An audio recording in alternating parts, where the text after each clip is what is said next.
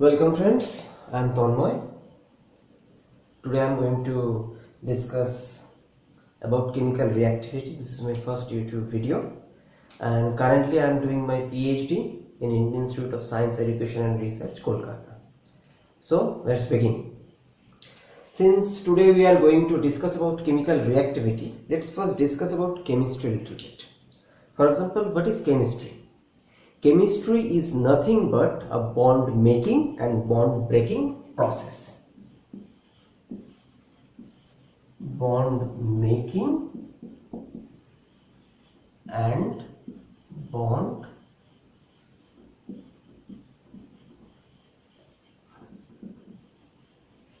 breaking. Actually, we will find out this fact everywhere that any chemical reaction means some bond is broken and some new bond is constructed. So this is the chemistry, and this word chemistry have another meaning also. For example, this pair has a good chemistry, means good interaction, good relation, like that. But here we are going to explain mainly the reactivity of molecules. So before going to discuss about the reactivity of molecules or chemistry, we need to know what is the main factor for why this molecule undergoing any reaction. The simplest answer is stability. Molecule wants to have stability. That's why they are undergoing any reaction. And more specifically, if we say this is a free energy change or gives free energy change. In the universe, millions or billions of reactions are going on only to achieve one factor, that is achievement of Gibbs free energy. Okay, this is chemistry explanation, but let's explain little bit from real life's point of view.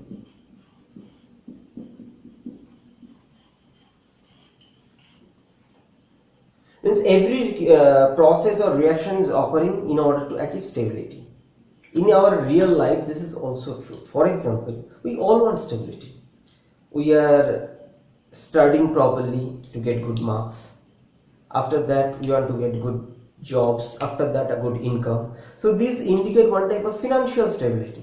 So the driving force of our effort is also to achieve some stability. Since we are discussing about the molecules, so we will explain why the molecules are doing reaction. What is the main reason for reaction? According to my understanding, I believe the main reason is reactivity.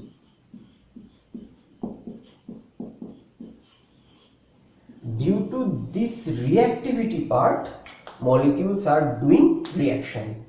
And since we are doing chemistry, we will discuss about chemical reactivity. Okay, so let's go little in details. Since we are saying about chemical reactivity, so some reaction point of view we can explain that molecules undergoing the reaction to achieve some stability, and that is the main reason for their any reaction. For example, this reactivity arises due to one factor, bond polarity.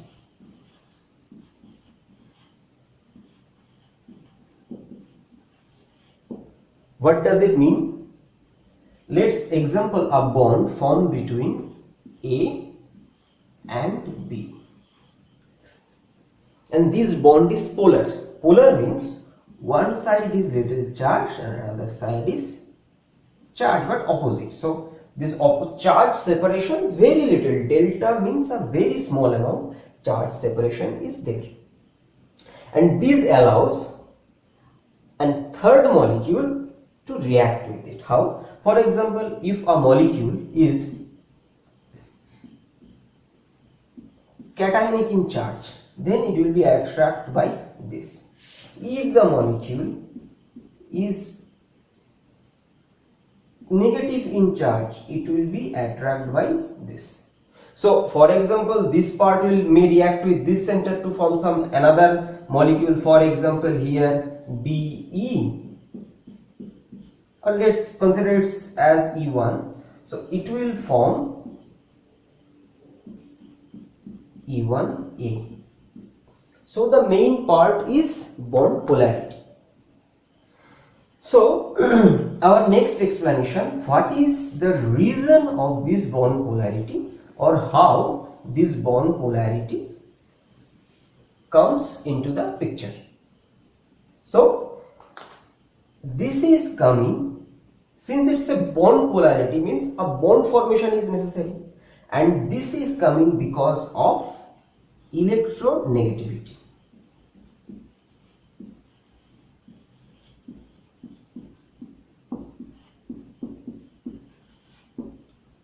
This word. So what is the definition of electronegativity? The definition of electronegativity is the power or capability to attract electron towards the center of a particular atom. That is electronegativity. And this electronegativity is an atomic phenomenon. So let's explain from little pictorially. How? For example, so let's form one molecule, one homonuclear molecule,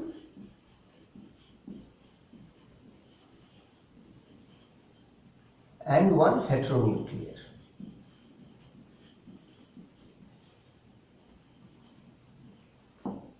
For example, an atom of A and A, they are forming a bond. These two dots are the nucleus, and these are the electron cloud surrounding the nucleus.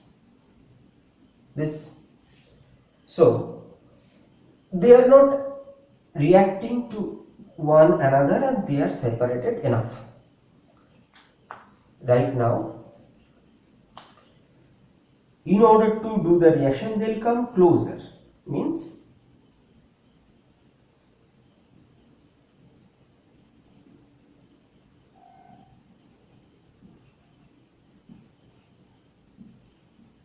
and what will happen? They will form a bond, means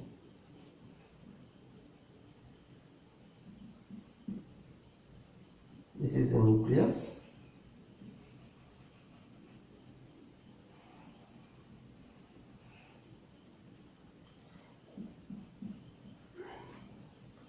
and a molecule is formed which is A2. This is the thing. Now this electron pair is exactly in between the two nucleus of A to form the molecule A2. So here there is no charge separation, and the two atoms of A got stabilized by sharing the electron pair among themselves. Means two atoms are getting stabilized due to this electron pair. So here there is no point of polarity. But let's consider about heteronuclear.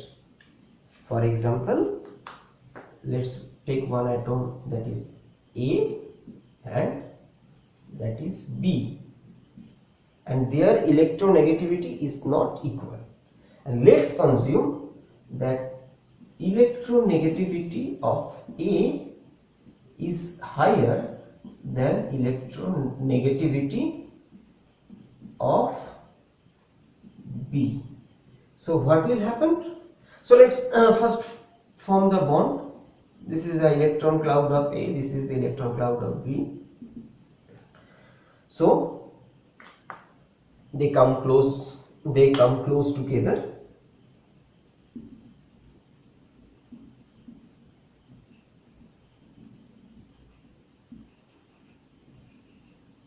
This is A, this is B, but till now bond not formed.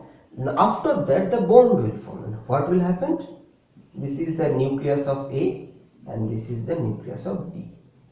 and here the bond, and here the electron pair. And now this is A, this is B. Previously we assumed that electronegativity of A is greater than electronegativity of B. Means the A atom is capable to drag the electron density more towards itself. Means like in this direction you can say electron pair. So ultimately if this electron pair is approaching more towards A, then there will be a definition of electron on B atom, and there will be an excess of electron on A atom. Ultimately what will happen? There will be a little charge separation. Mind it, very little charge separation. That's why we are indicating this by delta. So here delta minus, here delta plus. So in this way electronegativity introduces the reactivity in the form of charge separation.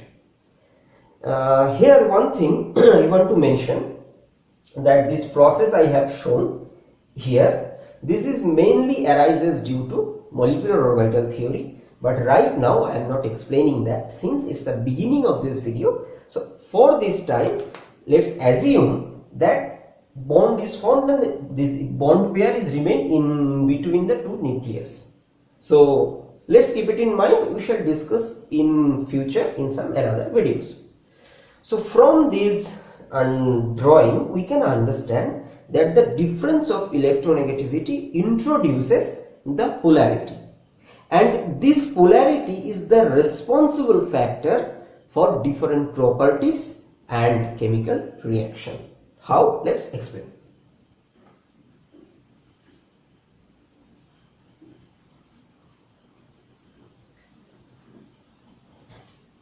And property means first we will explain about the physical property and later the chemical property.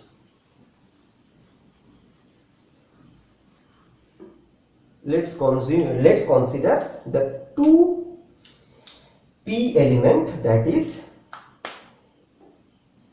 nitrogen, oxygen and fluorine. All are 2P element. Okay, so let's check their hydride. This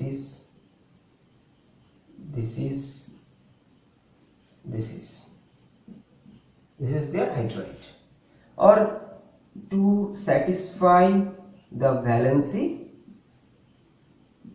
let's put this hydrogens.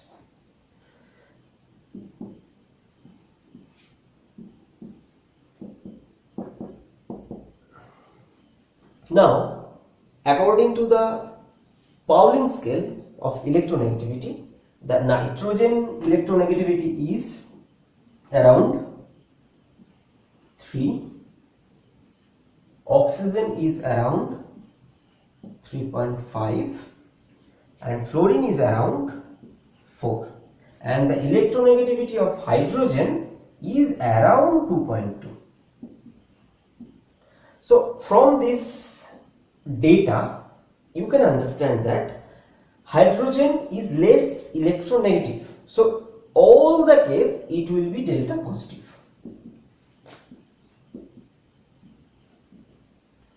And since it is delta positive and nitrogen, oxygen or fluorine, 3 are more electronegative than this hydrogen, so they will be delta negative.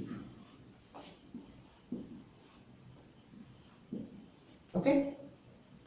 Now the question appears, is the extent of charge separation is same everywhere?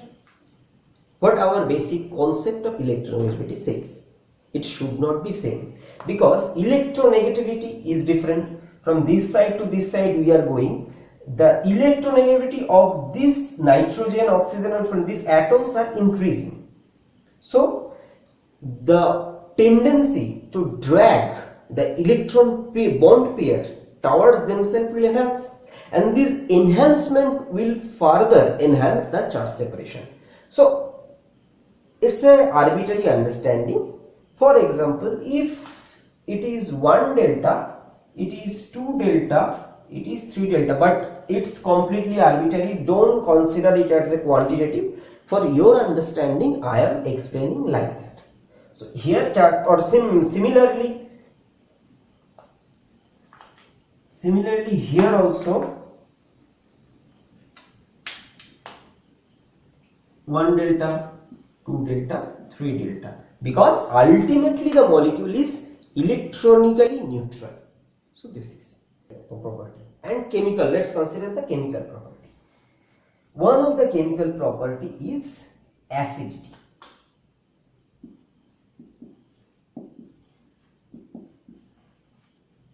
And this, here we are considering acidity in terms of proton donation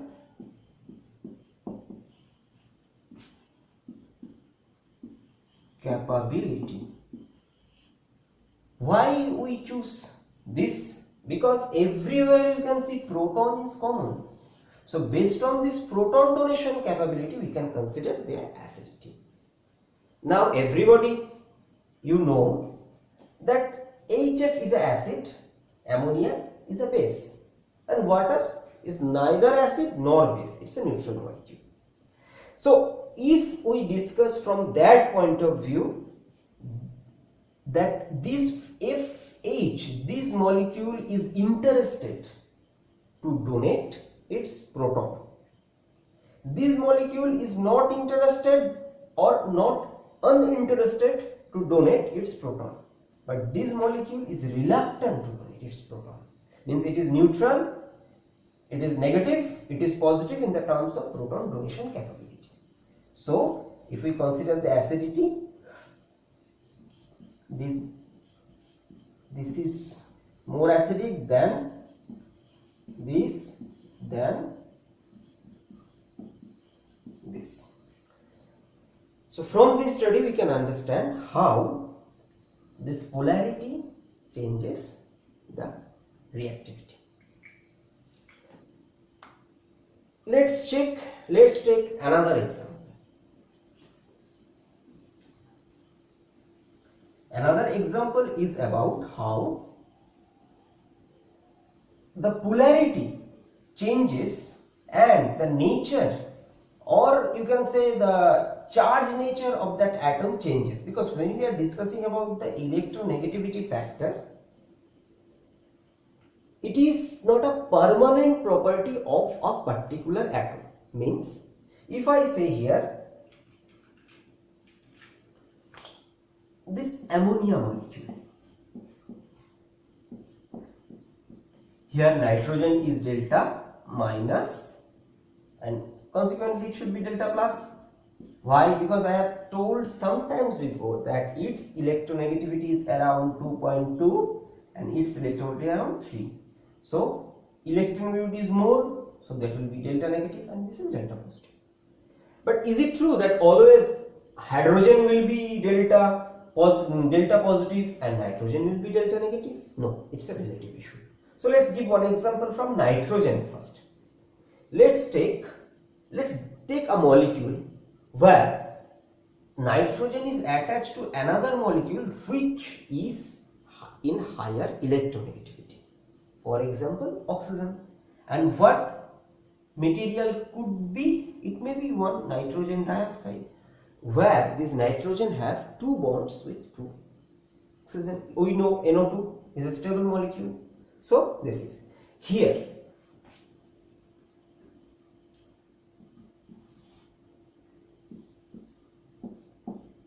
If we consider this bond, this nitrogen oxygen bond,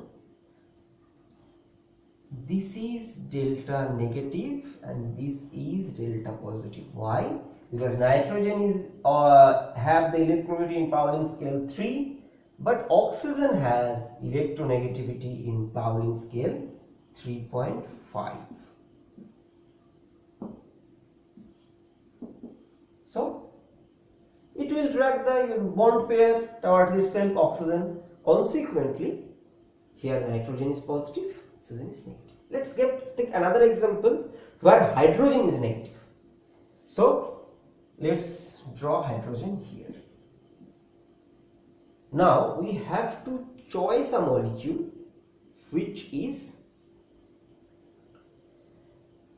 less electronegative compared to hydrogen. For example, the very famous sodium, or you can say same group. Let's consider about lithium. This electronegativity is less than 1, means it is actually not electronegative. It is around 2.2. So what will happen? Now hydrogen is more electronegative and this is not, so the bond pair will go towards this and it will become delta negative, it will become delta positive. For your understanding, I have taken this. Even the same property is observed in case of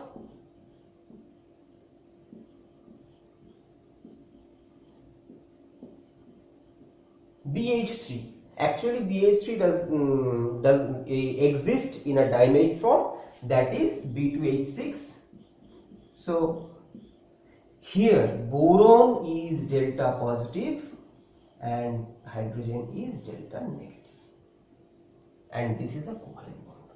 So from these examples we got one message that electronegativity is a molecular property, but electronegativity is an atomic property, but when a molecule is formed, which atom will be positive, little positive in charge, or which will be little negative in charge, will be determined by the difference of electronegativity and their difference of electronegativity. For example, here the electronegativity difference between boron and hydrogen is very less.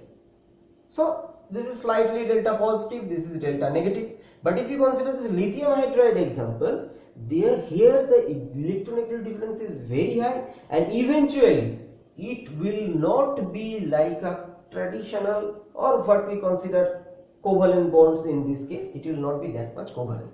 So ionic character will increase, because we are considering is delta minus delta plus. So if this delta plus minus increases, means effect separation of charge increases due to the difference in electronegativity, then it will ultimately achieve more and more ionic character. So ionic character will introduce. So okay, during this study we understood how electronegativity affects the bond polarity. So throughout this study, what we have learned today: first, the definition of chemistry, which is nothing but bond breaking process, and why molecules are reacting. Molecules are reacting because of reactivity, and after reaction they are achieving stability. Third, we came to know what is electronegativity and how it affects the bond formation.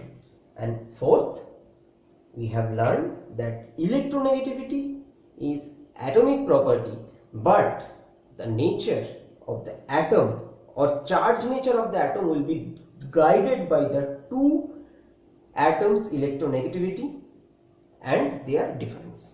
So as at the end of this video, I am giving you one example, and I will give you one question and I will explain this question in my next video. And the question is: lithium hydride, beryllium hydride, boron hydride, carbon hydride, which is we call methane, nitrogen hydride means ammonia, and hydrogen fluoride, that is HF. So discuss about their acidity or basicity. This is the question.